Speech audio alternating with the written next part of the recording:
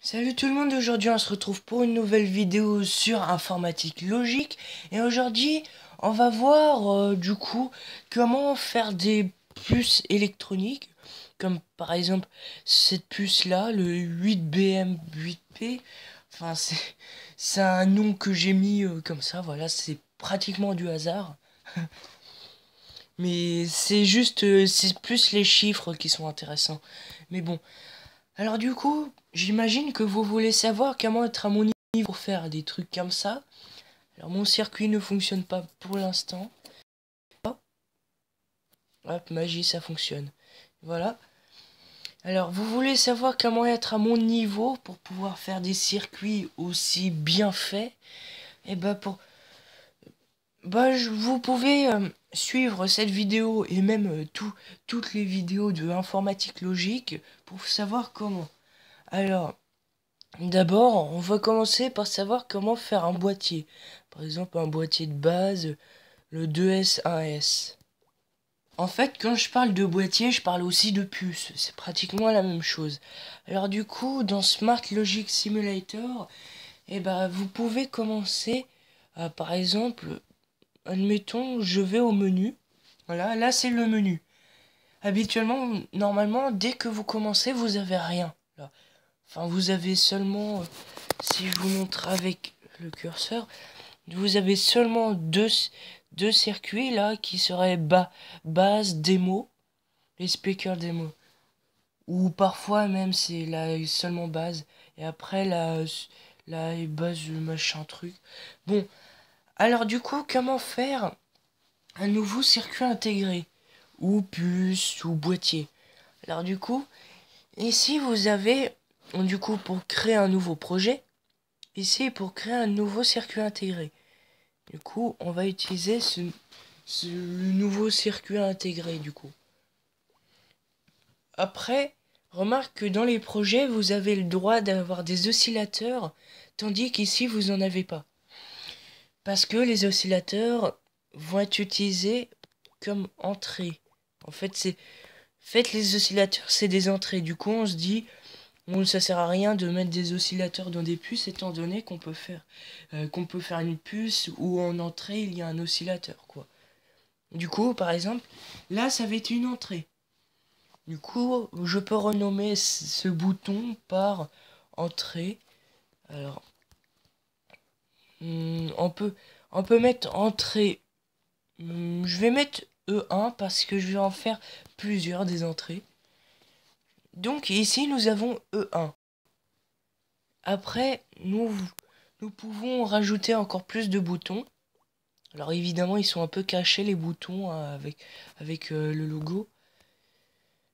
Et du coup, je rajoute plusieurs boutons et je les renomme. Voilà. Du coup, quand c'est renommé, du coup, ces boutons-là, rien que ces boutons-là, ça va être des boutons d'entrée. Admettons, je veux faire le circuit. Quel circuit? Le circuit d'hier, tiens. On va faire le même circuit qu'hier. Alors du coup, on va prendre des portes logiques XOO, comme ça. Enfin, c'est-à-dire que c'est un calculateur, hein, le circuit d'hier. Du coup, je branche tout, comme ça. Et du coup, là, mais comment je fais sortir une information? Pour faire sortir une information, vous avez besoin de lampes. Comme c'est dit, quand vous voyez pulse button écrit input pin, c'est-à-dire pin d'entrée ou porte d'entrée. Et après, toggle button, c'est la même chose. Et light bulb, qui veut dire lampe, en fait. Ou c'est plus ampoule, en réalité. Parce que la lampe, c'est plus complexe. Alors, du coup, l'ampoule, c'est output pin qui voudra dire pin de sortie. Donc, ici, nous avons déjà, comme vous avez vu hier, nous avons ici, du coup, comment on va l'appeler? On va l'appeler la sortie, parce que c'est une sortie en effet. Hein. Et après, ici, c'est le c'est la retenue. Voilà. Après, ici, je peux remplacer aussi par R pour dire que je mets une retenue. Ou je remplace par ça. Voilà. Retenue. Voilà. Après, du coup, quand on a fait ça, il nous faut autre chose. Il nous faut deux portes et une porte OU. Alors, on est en train de faire le même circuit qu'hier. Alors, du coup, je fais un peu plus vite sans trop expliquer. Donc, je les connecte comme ça. C'était surtout comme ça que je m'étais trompé hier parce que j'avais confondu porte OU et. C'est vrai que c'est vraiment ressemblant après. Parce que je faisais pas attention. Et hop, je l'ai connecté à la retenue. Voici le circuit. Alors on n'y comprend pas grand chose parce que sur Smart Logic Simulator, eh ben, c'est un peu mis en bazar les fils. C'est-à-dire que c'est là pas de quadrillage. Tu les mets n'importe où. Alors du coup, maintenant, quand on va activer notre circuit, du coup E1, hop, du coup ça peut fonctionner. Alors nous pouvons voir que ça fonctionne. Voilà, ça fonctionne. Mais maintenant, on veut l'avoir sous forme de boîtier. Un boîtier qui ressemble au... Ah, par exemple, admettons ça. Ah non, je pense que ça va planter. Ah non, ouf, ça plante pas. Admettons un boîtier qui ressemble à ça. Alors ça, c'est un grand boîtier quand même.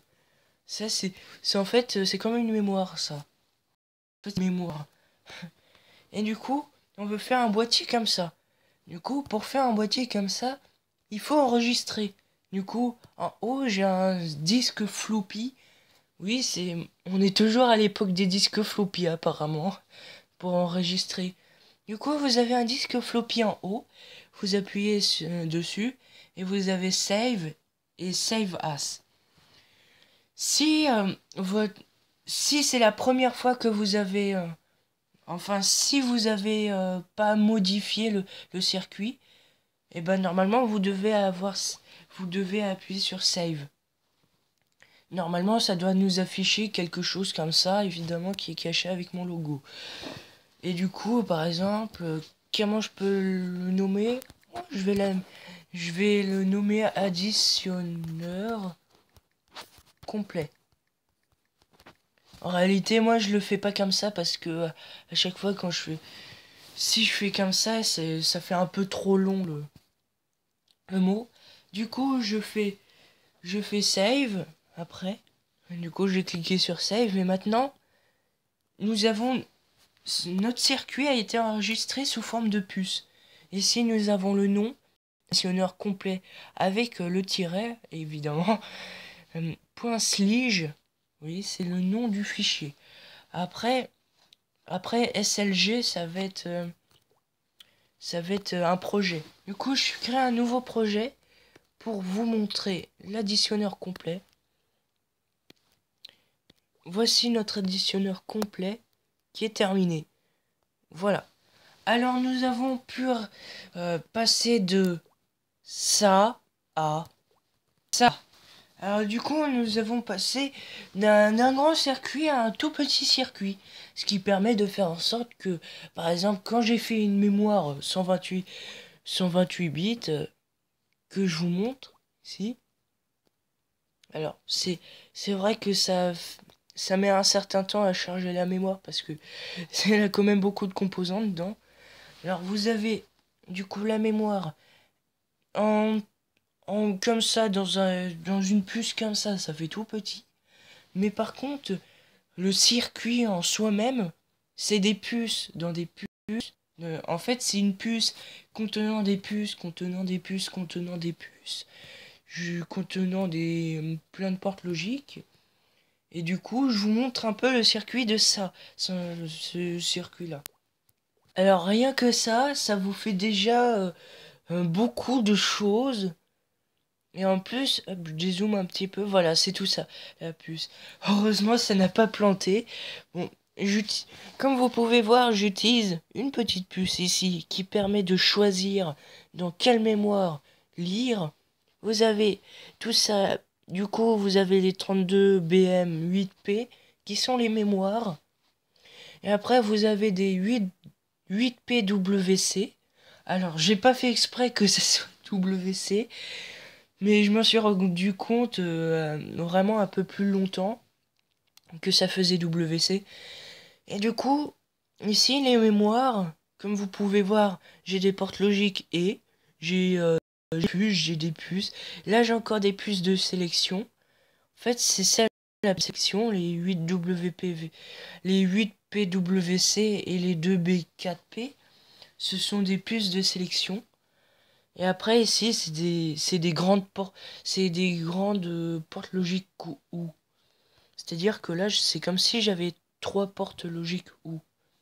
Pour en faire du coup une grande qui a 4 branches. Donc, c'est pour ça que j'ai appelé ou 4B. Donc, on a un gros circuit comme ça, mais sachant qu'on a des 32 BM8P, des 8PWC aussi. Alors, voici à quoi ressemble un 8PWC. En fait, c'est juste des portes E, mais en fait, j'ai fait ça pour faire en sorte que ça me simplifie la tâche, parce que sinon, j'aurais dû mettre à chaque fois 8 portes E. Ça serait un peu casse-pied. Du coup, à chaque fois, les portes logiques et font passer le courant si ce bouton-là est activé du coup. Là, du coup, ça fait rien, mais si, par exemple, 3, tac, tac, si je fais pas passer, voilà, voilà, ça coupe le courant. Alors, voici un 32 BM8P. Alors, les 32 BM8P sont faits avec des... alors, ils ont été moins optimisés, ces puces-là, parce que c'est fait avec des 8. Il y a 2 fois plus de 8 PWC. Alors, je devrais les enlever, ces 8 PWC en trop. Et j'ai des 8 BM8P qui, eux, sont les mémoires. Et du coup, vous avez les entrées. Bon, là, c'était fait un peu moins bien. Parce que C'était... ça datait un peu moins. Ici, on a encore une puce de sélection, encore. Le 2B4P. Et voici un 8BM8P. Alors un 8BM8P est fait avec plein de portes E, mais genre plein. C'était l'époque où j'avais pas encore fait beaucoup de puces, hein.